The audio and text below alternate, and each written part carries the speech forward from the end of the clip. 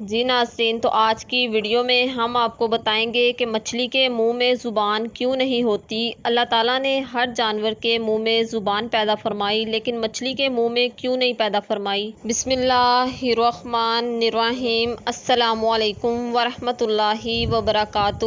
Welcome back to my YouTube channel اسلام کی دنیا ود رباب۔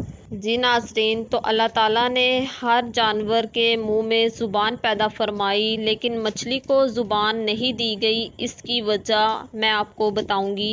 ویڈیو کی تفصیل میں جانے سے پہلے میرے چینل پر آنے والے ہر نیو ممبر سے ریکویسٹ ہے کہ وہ چینل سبسکرائب کر لیں تاکہ آنے والی نیو ویڈیو آسانی سے ان تک پہنچ جائے۔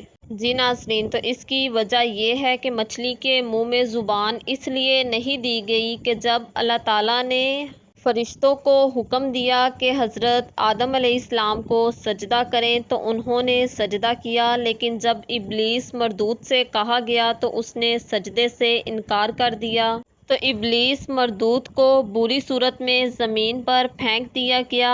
جب وہ زمین پر پھینکا گیا تو سب سے پہلے سمندروں کی طرف آیا۔ جب سمندروں کی طرف آیا تو اس کی نظر سب سے پہلے دریائی جانور مچھلی پر پڑی۔ جی ناظرین، تو ابلیس مردود نے تخلیق آدم علیہ السلام کا سارا قصہ مچھلی کو سنا دیا، اور ابلیس مردود نے مچھلی کو یہ بھی بتایا کہ وہ بحروں کے جانوروں کا شکار کرے گا۔ جی ناظرین، تو جب مچھلی نے یہ سارا واقعہ ابلیس سے سنا حضرت آدم کا، تو اس نے جا کر ساری دریا کی جو باقی مچھلیاں تھیں ان سب کو بھی قصہ سنا ڈالا۔